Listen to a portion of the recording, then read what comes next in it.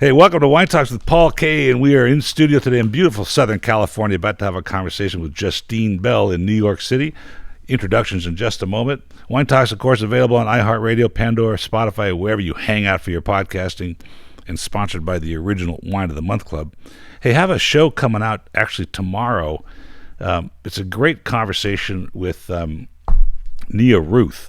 And she is a influencer out here in Southern California, but has struggled in many ways, much like the conversation we're going to have today with Justine, on getting a footing in this industry. Have listened to Nia Ruth. Anyway, not why we're here. We're here to talk to Justine Belle of Calce Wines, but a unique group. And just welcome to the show. It's so fun to have you on. Thank you so much, Paul. I'm really glad to be here. And just excited to talk about our project. Well, I was going through, all kinds of stuff. I love what's happened with this podcast, which is this is probably our 250th episode or something. Is what I get to learn about this industry and after 32 years, we always have something to learn, as you've obviously peeled back in your career. But I am fascinated by this Calce wine idea, particularly since it's in Vermont.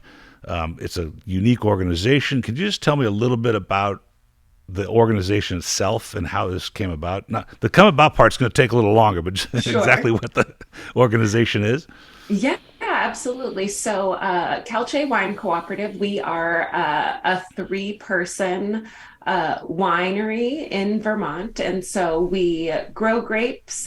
We have crop share agreements with a couple of vineyards. We planted 2,000 vines this year on the land that we rent. We rent land from one of Vermont's only cranberry farmers. His name's Cranberry Bob, affectionately. Oh, that's Uh, nice. and yeah, we're making wine naturally, but we exist to broaden the definition of wine. So who can make wine, what it can be made from, what sort of vessels you can ferment and package it in. And, we just want to push the boundaries and make people question everything that they have learned so far about why wine is the way that it is. Is this sort of like a disruptor kind of thing? Oh, yeah. Oh, yeah. We are disrupting. I mean, after reading what you've written and listening to the podcast you've been on, I sense that that's what this is, a element of change going on in this industry, which is, Yeah, such an old industry, and they're so embedded. And sometimes what's old is new, and I'm starting to exactly. sense that a little bit. But the cooperative idea is this is a unique approach to it. There are lots of co-ops in the world, particularly when it comes to large volumes of wine. But this seems like going Yeah, back a little bit to almost sharecropper days.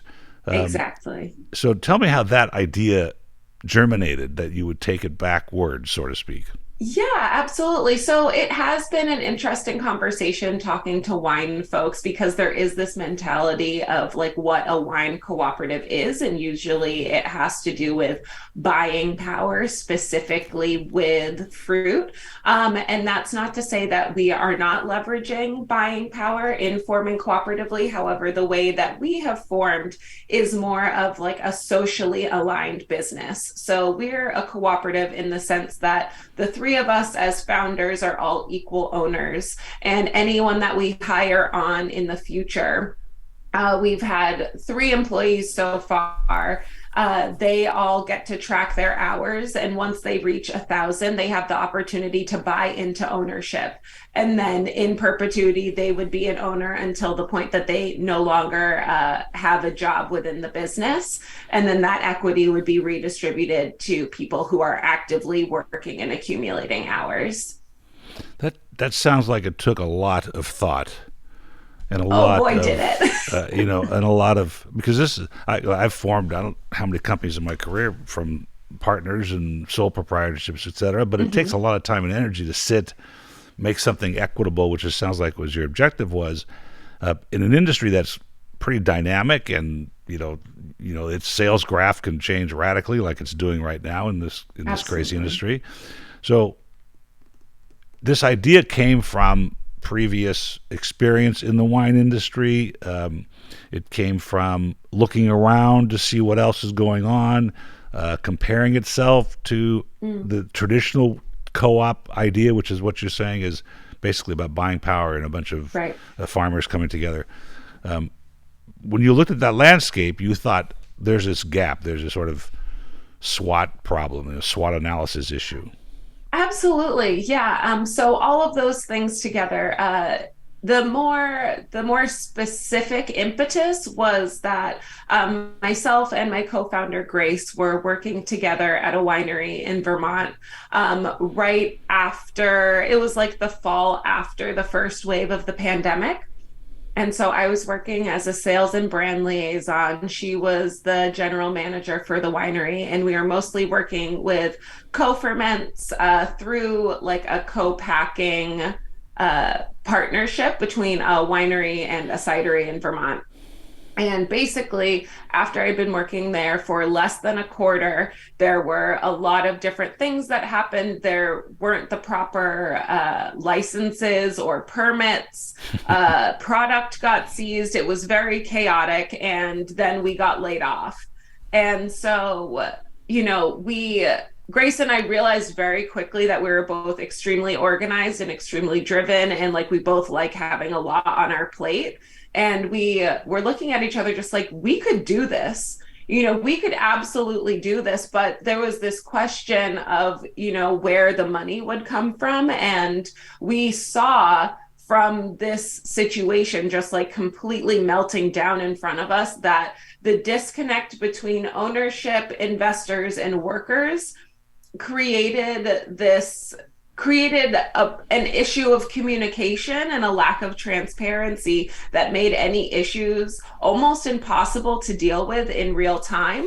And like because of all of that, that just like red tape, that bureaucratic nightmare, it was really easy for something to just sink really quickly. That was exactly what happened to us. There were just too many disconnects. And so we had recently in Vermont, you think of Vermont, you think crunchy, you think granola, and it is Maple very syrup. much like that. Yes, yes, Ben and Jerry's.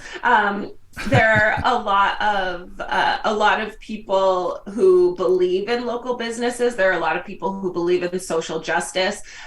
Very shortly before all of this craziness happened, there was a cooperative fundraising campaign to buy a local building in the community, and like 25 members of the community put up $10,000 and purchased this building that then was rented out to 2 restaurants and a tortilla factory In Vermont, no and less. yeah, it was just like a really cool thing that people were able to leverage their community without selling out, to fund their business and to gain permanent access to this building and this land that they otherwise wouldn't have been able to. And so we reached out to the organization that supported those businesses, which is the Vermont Employee Ownership Center. We were working with a gentleman named Maitre, who is a worker cooperative expert. And he basically walked us through all of the steps, what it would take to put together a business plan and get some investment. So that's what we did. And as I mentioned, this company that we had been working for melted down. We got laid off. So we were without a job, and I do not do well unemployed. I am someone like I need a lot on my plate. And so we were just like, okay, we're going to go head first into creating this business plan and these, job scopes and roles. I took some classes. We started talking to everyone that we could, and just doing research on the history of worker cooperatives and how we could make that work. And now we're almost in our second year of business. We have finished 2 harvests. Wow. We're getting our first year we did about 300 cases. We're on track to do about the same amount this year in terms of volume, but we're changing up our packaging a little bit. We invested in a canning line, and so we'll be selling more like individual vessels than we did last year. But we'll probably be grossing about the same amount. And then we're in the process of putting together a crowdfunding investment raise for the fall. And so that's been something that's really interesting too, because how do you How do you incentivize investment when you can't necessarily offer input? The way that our worker cooperative works is that each worker gets one vote. But anyone external, if you're not providing hours to the business, you have no say in how the business runs. So I mean, And let's peel it back. I want to yes, go back just a little bit because you've sure. said a lot. I know I get And very excited. no, no, not like I don't mean it like volume. I mean, there's a lot of pieces there that we could discuss, and I want to Sure. discuss some of them. First, I just wanted to, for the listeners, have them understand this idea of the meltdown of this winery. Was the winery Mm. that you're working for growing and fermenting and bottling, or was it one other part of it? Buying juice and bottling. What was the what It was the strategy of that winery? Yeah, it was a very hybrid business model. So some of the grapes were grown, some of the grapes were processed or were purchased. There was also some juice being purchased, and then but all of the fermentation would happen in this site. Hmm. It was an urban winery in Burlington. And so give me one reason why you think it failed. Uh, Like, was there a Lack of licensing permitting. issue? Yeah, lack of Okay. permitting is the main thing. Like that was what actually shut us down at that moment. Everything else could have been very easily rectified through systems and processes, but the fact that they were circumventing the three-tier system was like an automatic shutdown. Do not pass go. Do not collect $200. You Okay, know, the so that government doesn't like it when you cut them out. no, they no, they don't. Not in the liquor and wine business, that's for sure. But the No, TTB no. is very close to that. But isn't the best education basically failure? So that well, you got to see this firsthand. Yes. Yeah. 100%. And I have been thinking that for a long time. I've worked in food and beverage since I was 12. And I had always wanted to get to management. Like I wanted to fast track to management, which most people are like, I want to like collect tips for as long as possible. But I was like, I want to use these people's money to make money and fail before I do it myself. Hey, it's been done. Well, it just happened in a big way, right? This FTX Exactly. thing. So, Exactly. Yeah. Fast but I, track. but watching that, I mean, I've done a lot of businesses and I've failed in many of them. But sometimes that's the best lesson. So here you are. You see not only the failure on the permit side and so the governmental and bureaucracy, but you now Yeah. see maybe the failure of the structure, which is what sort of led you to this co-op. Is there another model like this that you know of, whether in the United States or in Europe, where it's almost wholly, well, not wholly, but it's just divvied up the way you've done it, and the structure of it allowing basically employees to earn a vote, or earn a right to be a partner, etc. Have you seen this before? In wine, no. In wine, we haven't been able to find any like direct parallels. However, there is a company in Southern California called Fruit Craft. They make alternative fruit wines. They use like some tropical fruits. They do some very interesting fermentations, and their tasting room space, I believe it's a tasting room and restaurant, was at one point employee owned. I wasn't able to find any documentation of that being how they are currently run, and it's hard to keep something employee owned if there is a high amount of turnover, That's very which hard. yeah, So which what does this happens. business plan say? Since you sat down with Matt and Mhm. went through this, and you talked about that on your video, that he was a huge help in moving the Mhm. needle for you all, the keeping the pressure on you, so to speak, Yes, to make it exactly. work. But what does this business plan say? So the business plan says that that basically everyone has an equal voice. Things are still segmented by department. So I was able to take this class through an organization called Brown Sky, and they work specifically with democratic business operations.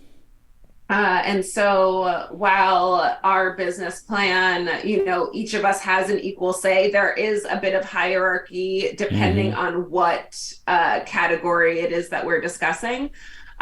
So basically, it's like here, these are the rules that we're agreeing to follow, and the method of communication and transparency in communication that we are all agreeing to.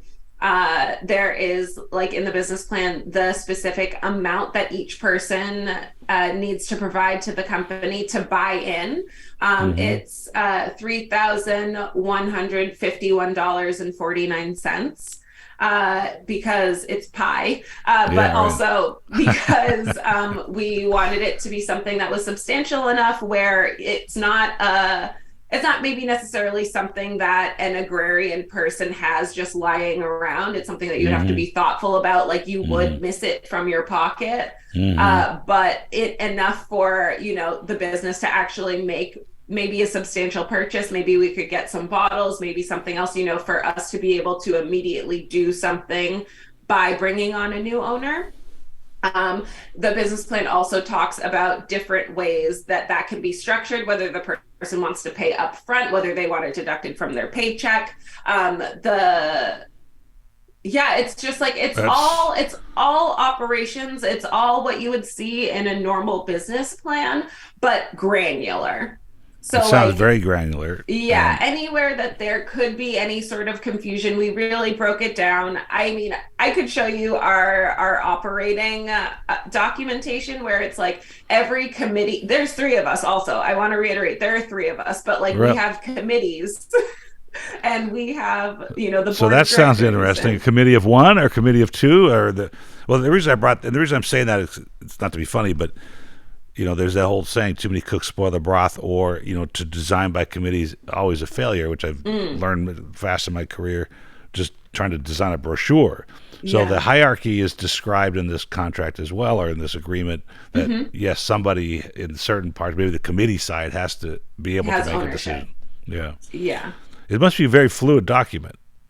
Oh yeah, yeah. It is I'm an Excel nerd. It is my pride and joy. It is just so organized and color coded and beautiful. Well, that's that's great. So, well, what about the business side of it? Okay, that the structure I get, I think is Mhm. fascinating.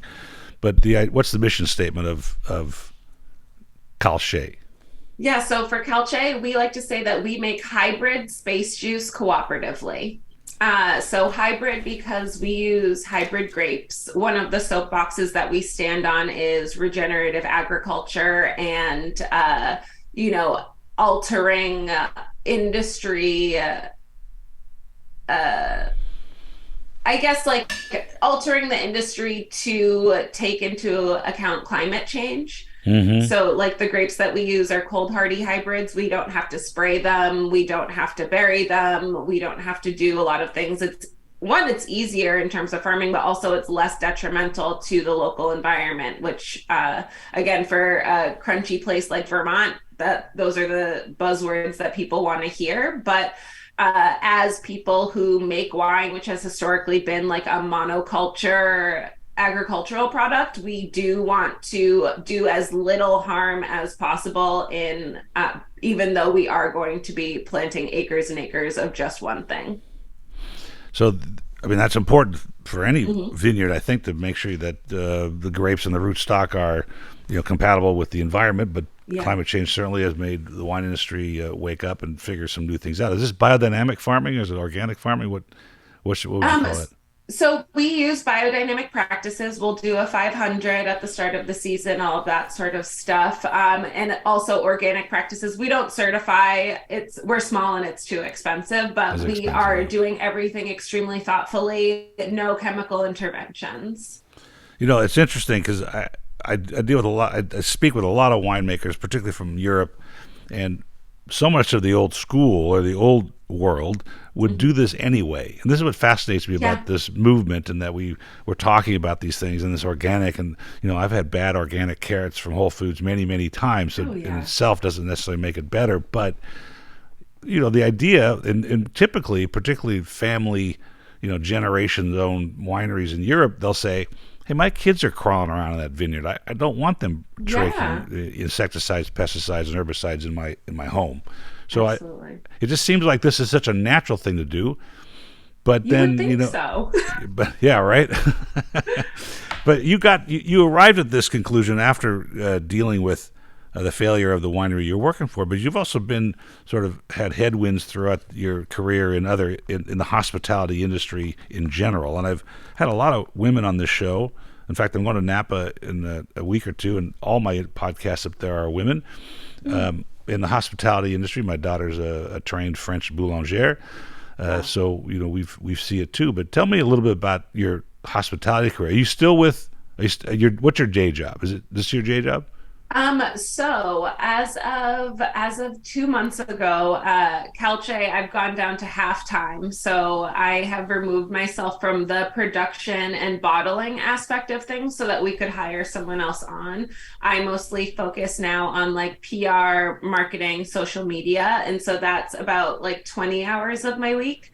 40 to 55 hours of my week, I'm the director of service at Comodo restaurant in Gramercy Park here in the city. So Wednesday through Saturday, I'm just there. I am running the floor, which is like really where I thrive. I love working in restaurants. Like I said, I've been doing this since I was 12. So Hmm. it gives me like this little bit of like adrenaline, endorphins, and a very specific kind of attention that you can only get as like the maitre d at the door of a restaurant. And so That's that's true. part. And then I'm also in my spare time organizing a an event that we are hosting down in Miami, January 16th through 18th for an organization called Anything But Vinifera. It's not actually exclusionary to vinifera, but it is.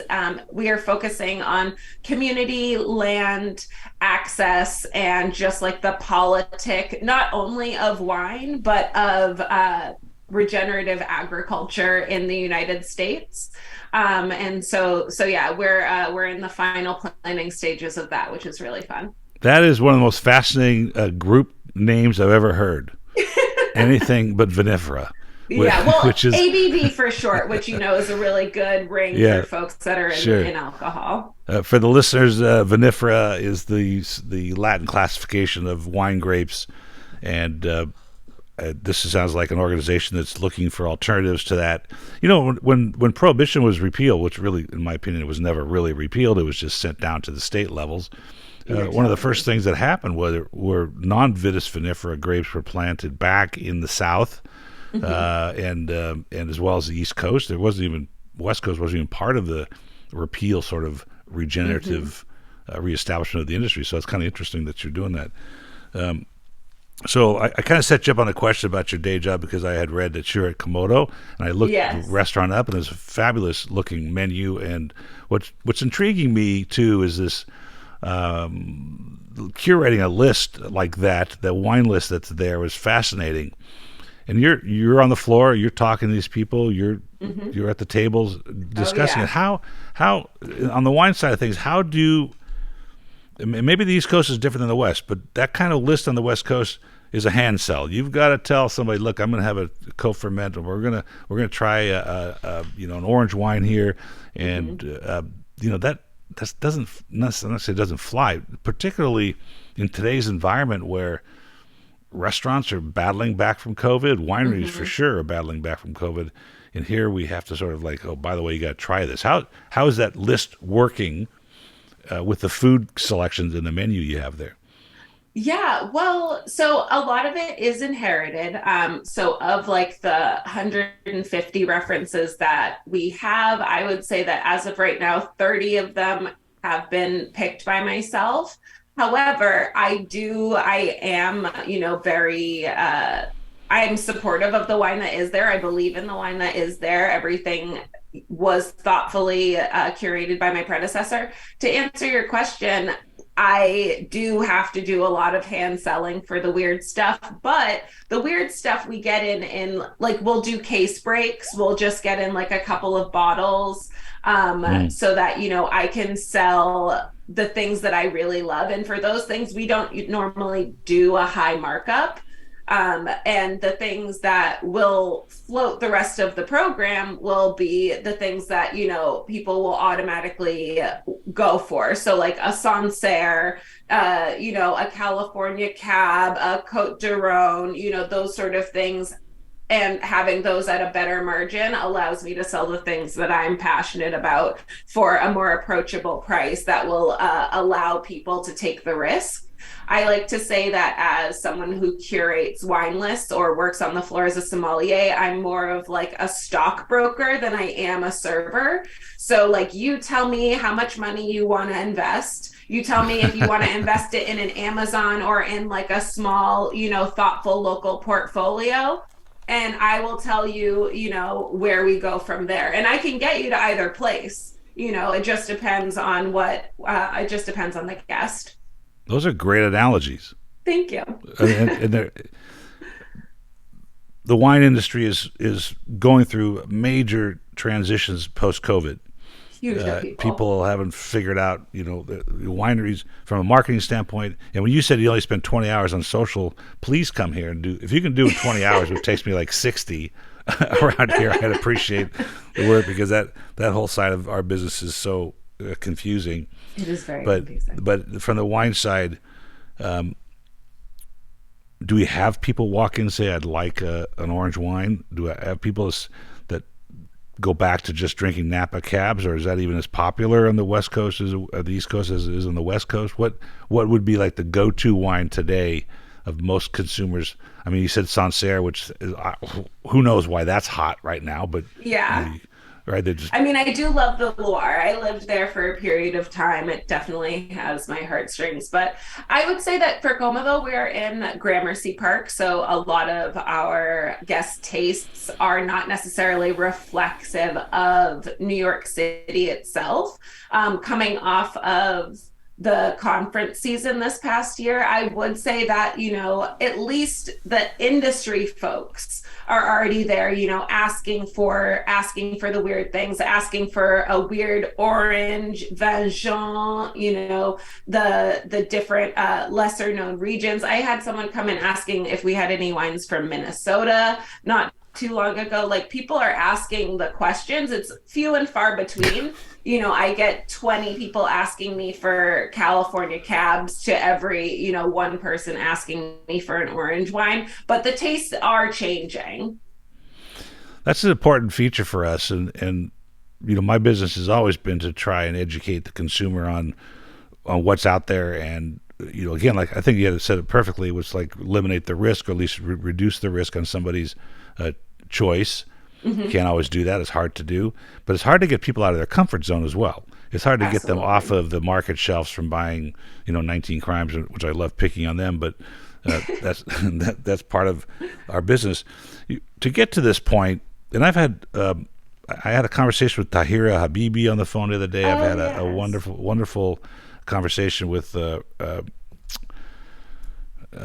Nia Ruth is the one I was talking about earlier on the show.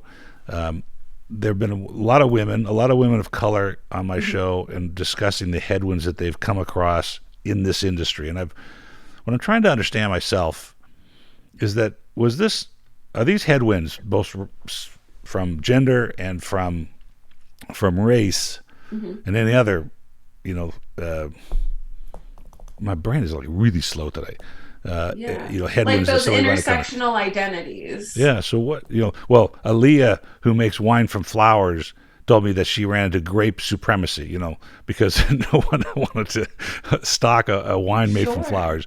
But do you think this is rooted in the industry as just an organic growth of the industry, or that there is a conscious effort for those differences not to play out? That's the part I'm trying to understand better by having these conversations. Like, Yeah. the Napa Valley Vintners Association in 1975 was like, Brother Timothy and Louis Martini and those folks, all immigrants. Where do you think this comes from, or what headwinds have you? Let's start with that. What headwinds have you encountered? Yeah, so I think that a lot of what we're seeing right now, and the pushback that you were just saying from the flower winery, these like really hard and stringent definitions. Those folks in California that you were mentioning, they were receiving really similar pushback to what I'm receiving right now back in the 70s from folks in Europe. And so it feels like there's sort of like this cyclical process of just like, I had to work so hard to get my voice heard, that now like the direction you're taking it is like undercutting or negating the work that I had done up until this point. And I want to make it abundantly clear that I don't feel that like what has been done up until this point is, the wrong way of doing it necessarily. Mm-hmm. However, I do think that what we're doing is reclaiming ancestral and indigenous forms of fermentation.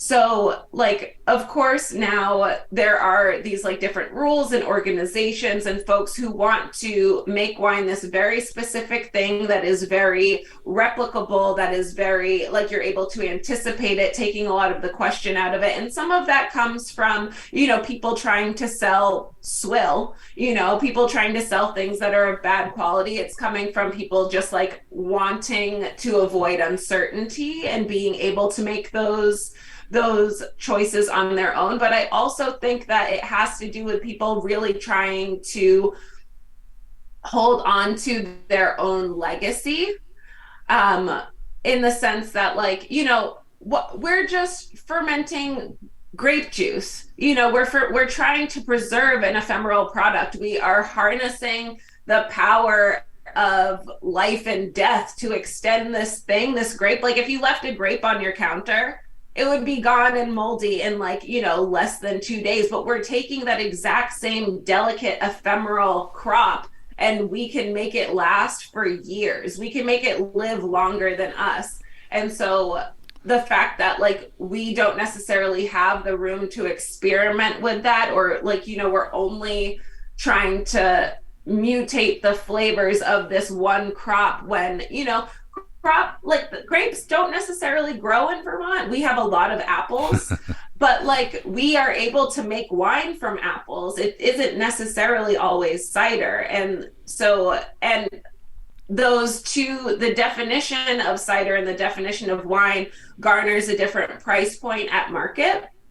And so there are these stratifications that are just sort of instilled in the industry that prevent people who aren't taking the typical path. It makes it harder and more expensive and almost, and more difficult to make a similar profit. And so we're just trying to like question all of those things, like, hey, why can't we charge the same for apple wine that's been infused with tulsi and anise hyssop as, like what we can sell for a grape wine? Or like, why Mm-hmm. aren't we talking about the fact that wines that are imported from Europe are able to be sold for a lot cheaper in the United States because they have all of these different government funding and subsidies for regenerative agriculture that we just don't have access to?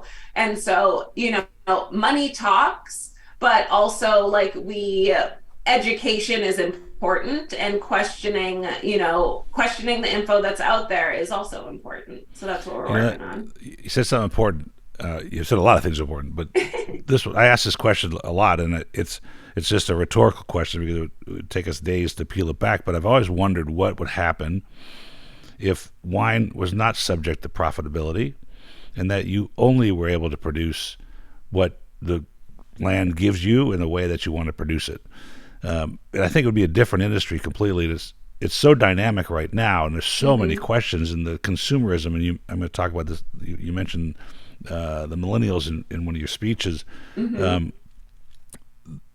no one knows what they're drinking, and maybe this is the answer. The Gen Zs and Xs or whatever letter we're on, it's the same problem. We're drinking, artificially flavored seltzers that can't have longevity when we know what a good glass of wine eventually will pique somebody's interest. How do we get people to appreciate these kinds of things that you're doing to apple wines? Now, I have a different opinion of fruit-based wines because they don't have that ethereal complexity. For me, they don't carry this human connection to the earth that grapes do for someone, and I have unable to define that. But why grape does that? Why does a grape make you feel like you're there? It's a sense of place. It's a sense of time. Apple wine, or if you go to Maui, you get Maui Blanc. It doesn't have the same character. But how do we get people to understand the concept behind what you're doing, not only from an organizational standpoint, but what you're trying to grow and produce, to not buy Josh and 19 Crimes and to expand and try these things? That's The a great $1,000 question, question. Paul. Exactly. Yeah. I mean, a lot of it is, wine professionals. It comes down, the gatekeepers for the industry are the sommeliers, they're the wine directors, they are the people on the floor in the wine shops. It's the taste of those people that really directs the flow of the entire industry. And you were talking earlier, and it bears repeating that wine right now is going through a renaissance. Wine is trying to find its personality again. And I think it's funny, talking about like this sense of place with like fruit wines and things like that, because in modern media, there are a lot of examples in television for people who are like either in like off regions in the United States or drinking like interesting or different fruit ferments. For example, in Parks and Rec, there is an episode where they go to a blueberry winery, and they don't really say a lot of nice things about it, but everyone does get really drunk and like their mouths turn blue, and so it's like a funny episode. Or like in Schitt's Creek, Moira ends up being like the spokesperson for a fruit wine company. And so again, it's like there are these preconceived notions that are then reiterated or reinforced through modern media, and then again reinforced by professionals at the like mercantile level. Mm-hmm. And so I think that it's important, not necessarily for us all to get on the same page, because there are just so many, our industry can take you in so many different directions, and people's tastes are so wide and varied that it would be completely impossible for everyone to agree, what is considered good wine. But I think that having those people be less focused on exclusionary dogma. So like Mm-hmm. wine is this and wine is not this. Like, well, if we take it back in history, the wine anthropologist Patrick E. McGovern has chemically verified the earliest evidence of something that he considers wine, and that was from Jiahu, China in 7000 BC, and it was a fermentation mixture of rice, hawthorn berries, grapes, and some other like botanicals. But, so if we consider, the old world of wine as just Western Europe, we're discounting the 5,000 years prior before the grape even got there. So I think that, we don't necessarily have all of the information. And with modern technology, we're able to form a lot better view of the history of wine. And I think that, peeling back those layers and like going from what was originally like a verbal and then written history to like what we can chemically verify, and recreating, that migration of Mm-hmm. fermentation and that Mm-hmm. migration of the grape might give us a better idea of like how those definitions should change. That's an interesting thought. I always what's that distilled drink that's made from actually fermented botanical blends? Soch. It's a Chinese beverage or Japanese Mm. beverage. Soshu. I can't. Sorry. I had a PhD on the show, and he was in New York. He was teaching epidemiology at a Mm-hmm. medical college. Went to So go have cool. dinner. His friend said, "Let's go get a drink." They went to a Japanese bistro. He had this drink, which I can't remember how to say the name. Fell in love with it, and it's wine. It's fermented. Mm-hmm. It starts as a fermented beverage from rice and some other Mm-hmm. botanicals, and then they ferment it. I mean, they distill it. But he got so enamored with it that he quit the lecturing job, moved to Japan, married a Japanese woman, and now has focused his whole life around this particular Wow. beverage. So that's how dynamic and how impactful it can be on people's lives. But this transition, this sort of movement in the wine industry, which Mm-hmm. I see every day, it's a very difficult thing to define, but it's also very obvious to see in that there's Mm-hmm. the shelf items that we see all the time, which I've talked about, which represent, for instance, the white Zinfandels of the '70s, where people are approaching the wine industry, the wine ambiance traditionally, and then you've got the things you're working on, which are counterculture to that, so to speak. Yeah. But you also have this. And I wanted to jump on this for a second. You were talking about millennials in your speech about retiring in dignity and the headwinds that sociologically and financially that the millennial generation. I have three myself, all very hard workers. But yes, you've entered the business life in a different realm than what I have, and I'm an old guy, so I have different opinions of the way businesses should be run and the way they're looked at. Sure. Do you think that the business model that you're using today, and I'm sure there's remote work and there's a sense of self when it comes to this organization, Absolutely. which the guys like me wrestle with that, and I'm willing to accept that that could be the new norm. But I have many employees that want to work from home. I don't like it. Some jobs do lend themselves better to it. But I'm also realizing I might have to accept that that's the way this generations are going, and that's the way business is going, and that's the way we have to think. Yeah. Well, I mean, I think that you raise a really good point. So, in terms of the retiring with dignity, that's like our main goal is to provide ownership in exchange for hard work, and also annual dividends in exchange for hours worked. So like the person that gets the highest bonus, the highest payout at the end of the year isn't necessarily going to be the director of operations or a CEO. It could be someone who worked in the farm who absolutely like busted work out for 6 months out of the year, and I think that that's the right thing to do. I don't necessarily think that because I put in work to writing the business plan that since I am going down to halftime that I should just keep getting a big check based off of what I invested at the beginning. It really does have to do with the amount of work for us, the amount of work that you're continually putting in. And that's the same thing with having there be one worker, one vote. We don't want people who aren't in the fields, in the winery, sweaty. We're not mechanized, so like all of the work that we do, we're talking about like hand picking 5-gallon buckets, carrying like 80-pound totes of grapes up hills. It's back-breaking work. And we want people to be compensated fairly and also get like a living salary because of that. So that's one part of it. But I also think that in terms of like we want this business structure to be replicable. We want people to see that, hey, we didn't come into this with a bunch of money set to the side. We all have student loans. We all, are coming from this from a place of like a millennial professional that have, we've all worked in like the industry, in the food and beverage industry. Like we don't necessarily have a lot of equity.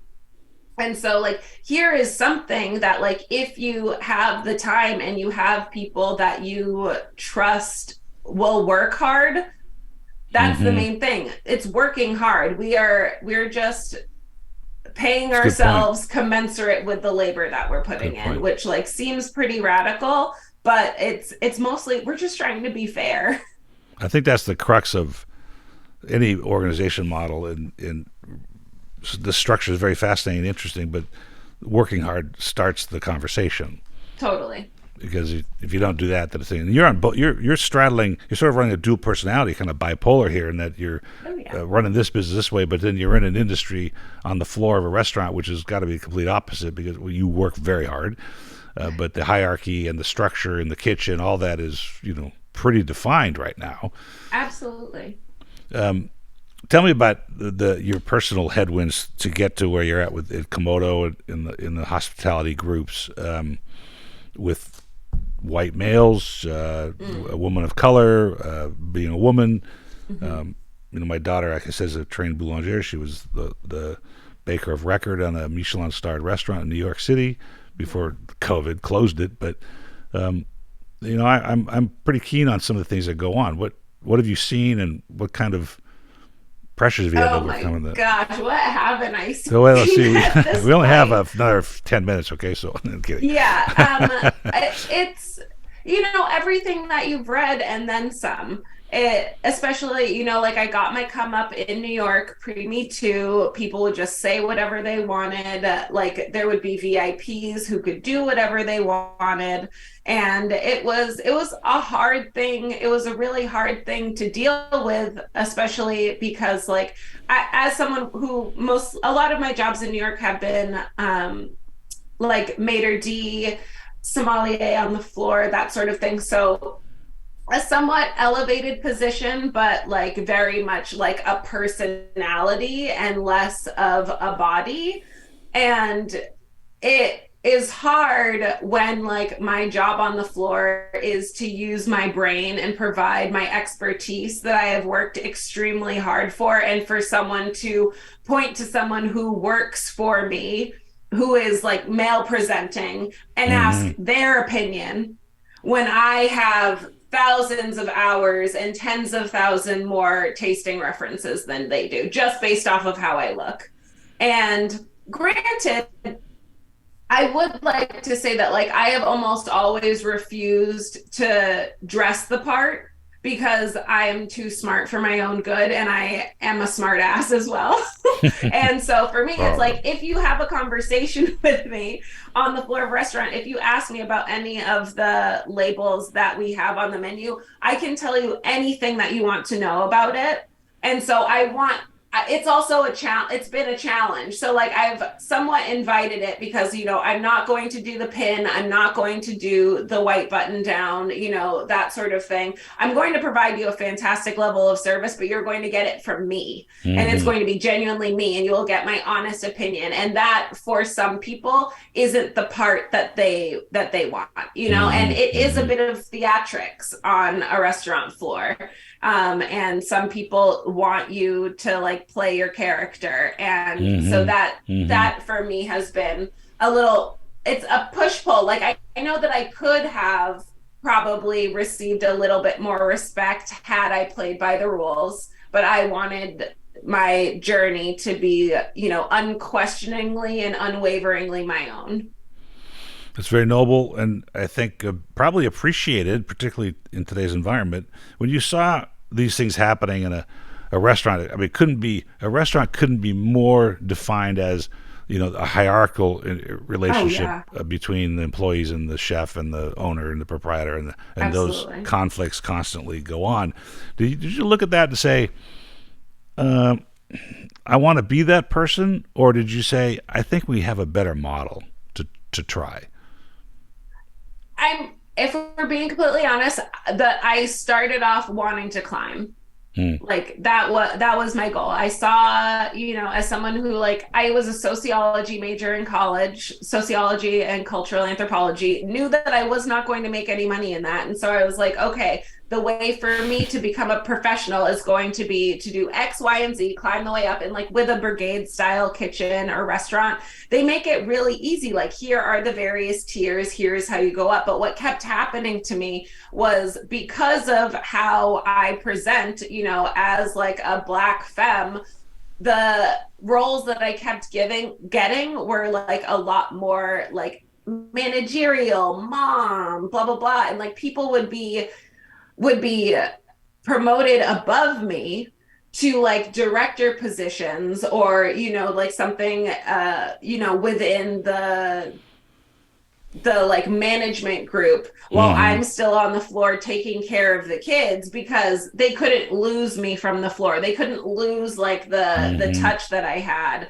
with the team. And so what I found is, like, we're talking about this like brigade style, this hierarchical style. Something that I really have loved at Comodo so far is that, like, I am bringing aspects of the cooperative system to the restaurant. So like the serving team, I've asked people, like, what are you interested in learning about? And then like we'll make you a captain. You wanna learn about that? Bring me information, bring me a report, bring me like, go to a portfolio tasting and tell me what you'd like, and like let's collaborate on this. Because also, as someone who is working like three jobs right now, I don't necessarily have the bandwidth to do it all myself. And I Mm-hmm. like to say that I will deal with solutions before problems. So if you come to me with a solution, let's try it out. Like there's no harm in trying something out once. But if you come to me with a problem, it's going to get added, onto the deluge of other stuff that I had. And it might not be as high a priority for me as it is for you. And we just have to deal with that. That is probably bring me a solution, not a problem, Yeah. because wow, I get that every day, right? Yeah. You want, I'm Yeah. sorry, we're out of paper clips, but there's a solution to that. Yeah, there's a solution. Hey, I just filled up the company Staples cart with blah blah blah. Put in your credit card information. Great, done. Yeah. But if you're having me, run errands or do errands and stuff like that, it's going to get added to my list of, a thousand other things I have to do. This has been really, really interesting, and I probably take it in a. I've got notes. Look at all these notes I've got, in all these different directions, because we've touched on so many pieces: business, So many. generations, the wine industry, Yeah. headwinds for minorities and women, and I find all of these pieces representative of the wine industry being sort of an old school industry, and it does need to change. It does need Yeah. to be dynamic, and I hope that this model is successful for you and that it can be duplicated in other parts and give people everybody an approachable part to this industry. And the reason I say that is I'm working on a couple of podcasts and shows, and one of them is what fascinates me is the Napa Valley, which is the huge chateau. And if you were a surgeon or you were a government contractor, and you can go spend, and you want to buy the lifestyle of being a winery, Absolutely. and it's you can't you're learning. You have to. You're a farmer for one, and the Mm-hmm. fermentation sciences are very organic in the sense of for the human body, the human. Yeah. And so if you decide you want to be in the wine business, you go buy a big chateau and buy the best vineyard you can and spend millions and billions of dollars. And all of a sudden you realize, well, this is really hard. You got to make money. There's no profit. The margins suck.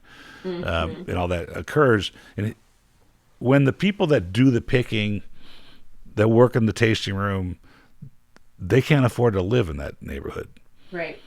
There's a huge chasm between the chateau owners, the wineries, and the vineyard owners, and the people that work in the valley. And so what do? 100%. They hold this big auction. They raise, I don't know, hundreds of thousands of dollars, if not millions, to do something with it to support these people, but it doesn't change much. So I hope this is a model that works in the industry and that's duplicatable. And it sounds like it'd be really fascinating in the restaurant world, which probably Absolutely. has much more entrenched to try and change, but Yeah. it could be very, very challenging.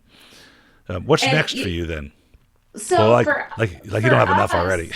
yeah, I mean, yeah, for us, in terms of replicability and future growth, we've done a lot of talk, and we don't view growth in like a vertical sense. We are viewing it more in the lateral sense, more of like an organic movement. So success for us would be being able to open up another, like little cooperative winery in a lesser known region, and be able to empower another community of folks to yeah, start something worker owned. And we would love to do some kind of like consulting for people who are looking Hmm. to transition to worker ownership.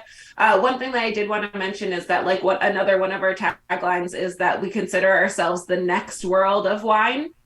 So you have what was the old world, what people consider Hmm. the new world, and we want to be considered the next world. We want people to reconfigure the boundaries that they have in their head for where, what, and like why good wine is made. And so yeah, that would be success. That's our goal. We would appreciate that. the East Coast has gained in popularity lately. Long Island wines are becoming sort of the vogue Yeah, thing. Vermont, that I'm not so sure about, but we're getting there. Virginia We're getting wines. there. You're working that. I appreciate that. I've even tried to buy wines from Kentucky, which is a very Cool. fascinating story itself. So, but so interesting. I hope we could do it again. Same, same. Yeah, We're thank you already at so an much, hour here, Paul. so Yeah. and I wish you great luck. And I'm not sure we are doing New York. My daughter just moved out of the city into Albany, and then Ooh. she's actually headed to Potsdam. I don't know if you know where that is, but I say it's not the No. edge of the world, but you can see it from there.